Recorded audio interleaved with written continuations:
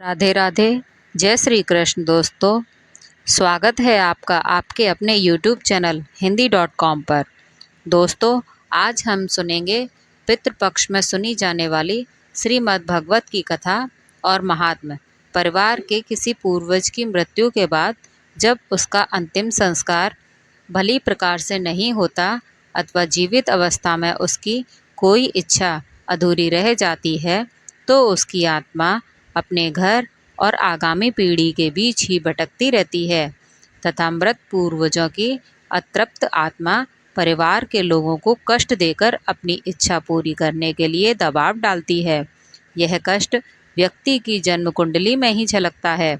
यह कष्ट शारीरिक या मानसिक हो सकता है। इन मानसिक कष्टों में विवाह में अड़चन आना, वैवाहिक जीवन में कलह होना, परिश्रम के बावजूद परीक्षा में असफल होना, नौकरी का न लगना तथा गर्भपात या गर्भधारण की समस्या आना, अत्यधिक क्रोध आना, इनमें से किसी के होने पर व्यक्ति के जीवन से आनंद का लोप हो जाता है। तभी तो गीता में श्री कृष्ण ने स्वयं कहा है कि जो व्यक्ति श्री कृष्ण भगवान की आराधना करता है तो उनके संकट टल जाते हैं। पितृदोष से मुक्ति पाने के लिए पितृपक्ष में श्रीमद् भगवत कथा अवश्य सुननी चाहिए। पितृपक्ष में इसको सुनने या पढ़ने से पितरों को मोक्ष दिलाने का अटूट साधन है। संतों और वेद आचार्यों का मत है कि परिवार की सुख समृद्धि के लिए पितृदोष से मुक्ति पाने का सर्वोत्तम यह उपाय है। शास्त्रों में कहा गया है कि मृत्यु के बाद पुत्र द्वारा किया गया श्राद्ध कर्म मृत्यु की वैतरणी को पार कर देता है। गुरुवार की शाम को पीपल की जड़ में जल देकर उसकी 7 परिक्रमा करने, सूर्य की आराधना या गाय को गुड़ और कुत्ते को भोजन खिलाने से भी पितृदोष से मुक्ति मिलती है। अगर मनुष्य सभी परंपराओं और युक्तियों को छोड़कर जो व्यक्ति केवल कृष्ण की आराधना करता है, उसके लिए बाधाएं अवसर में कांटे फूल में बदल जाते हैं। जो भी भक्त सच्ची श्रद्धा के साथ श्रीमद् भगवत की कथा सुनता या पढ़ता है, उनके सभी कष्ट दूर हो जाते हैं। आइए दोस्तों, पूरी श्रद्धा और प्रसन्न चित्त मन से आज इस कथा को सुनते हैं। जब कौरव और पांडव महाभारत के युद्ध को चले, तब राजा धृतराष्ट्र ने कहा, मैं भी युद्ध को देखूं। तब श्री व्यास जी ने कहा, राजन, आँखों के बिना क्या देखोगे। तब राजा ने दूत से कहा, हे प्रभु जी, देखूंगा नहीं, सुनूंगा तो। तब व्यास जी ने कहा, राजन, तेरा सारथी संजय जो कुछ महाभारत के युद्ध को लीला कुरुक्षेत्र में होगी, सो तुझे यहाँ बैठे बैठे ही सुना देगा। व्यासदेव जी के मुख से यह वचन सुनकर संजय ने विनती करी, हे प्रभु, यहाँ हस्तिनापुर में बैठकर मैं कुरुक्षेत्र की लीला कैसे जान पाऊंगा। राजा को किस तरह मैं बात बताऊंगा। तब व्यास जी ने प्रसन्न होकर संजय को यह वचन दिया, हे संजय, मेरी कृपा से तुम यहाँ सब देख पाओगे। व्यास जी के इतना कहते ही उसी समय संजय की दिव्य दृष्टि आ गई और बुद्धि उसकी दिव्य हो गई। अब आगे महाभारत का कौतूहल कहते हैं, सो सुनो। 7 अक्षण सेना पांडवों की और 11 अक्षण सेना कौरवों की, यह दोनों सेना कुरुक्षेत्र में जा एकत्रित हो गईं। धृतराष्ट्र ने पूछा, हे संजय, धर्म के कुरुक्षेत्र में युद्ध की इच्छा से एकत्रित हुए मेरे और पांडव पुत्रों ने क्या किया। संजय ने कहा, पांडवों की सेना की व्याहति देखकर दुर्योधन आचार्य द्रोण के समीप जाकर कहने लगे, हे आचार्य, देखिए आपके शिष्य बुद्धिमान पद पुत्र ने पांडवों को बड़ी सेना की कैसी व्यूह रचना की है। इस सेना ने अर्जुन, भीम जैसा बड़े बड़े धनुर्धारी द्रुपद, वीर धान विराट, महारथी धृष्टकेतु, कीतान बलवान, काशीराज पुरुजीत, कुंती भोजन रोम श्रेष्ठ शौर्य पराक्रमी, मनु बलवान, उत्मौजा अभिमान और द्रौपदी के पुत्र सब के सब महारथी हैं। हे ब्राह्मण श्रेष्ठ, आपके स्मरण अर्थ अब मैं अपनी सेना के प्रधान सेनापतियों के नाम वर्णन करता हूँ। विषम कर्ण युद्ध, विजय कृपाचरी अश्वत्थामा, विकर्ण सोमदत्त का पुत्र भूरी सर्वा तथा बहुत से सूरवीर मेरे लिए प्राण तक देने को तैयार हैं। यह लोग शस्त्र चलाने में अति निपुण हैं, सब युद्ध विद्या में प्रवीण हैं।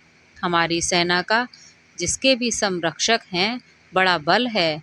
अब आप सब अपने अपने मोर्चों पर सावधान रहकर सेनापति विषम की रक्षा कीजिए। कुरुवृद्ध विषम पितामह ने दुर्योधन को प्रसन्न करते हुए ऊंचे स्वर से गरजते हुए शंख बजाया। फिर वहां चारों ओर शंख नगाड़ा ढोल गोमुख आदि उनके बाजे बजने लगे, जिनका बड़ा भयंकर शब्द हुआ, जिसके अनंतर सफेद घोड़ों के बड़े रथ पर स्थित माधव श्री कृष्ण और पांडव अर्जुन ने भी दिव्य शंख को बजाया। श्री कृष्ण ने पंचजन्य और अर्जुन ने देवदत्त नामक शंख को तथा विषम करने वाले भीम ने पोड़ नामक बड़े भारी शंख को बजाया। कुंतीपुत्र राजा युधिष्ठिर ने अनंत विजय, नकुल ने सुघोष और सहदेव ने मणिपुष्पक और महाधनुर्धर काशीराज सखड़ी ने धृष्टद्युम्न विराट अपराजित सत्य की राज दर्पद और द्रौपदी के पांचों पुत्रों और महाभाव अभिमन्यु, इन सब वीरों ने अपने अपने शंखों को बजाया। उन शंखों के भारी शब्द से आकाश और पृथ्वी गूंज उठी और धृतराष्ट्र के पुत्रों के हृदय कांप उठे। राजन, अर्जुन ने कौरवों को युद्ध के लिए प्रस्तुति देकर धनुष उठाकर श्री कृष्ण से कहा है, मेरा रथ दोनों सेनाओं के बीच में खड़ा कीजिए, जिससे मैं युद्ध करने वालों को देख लूं।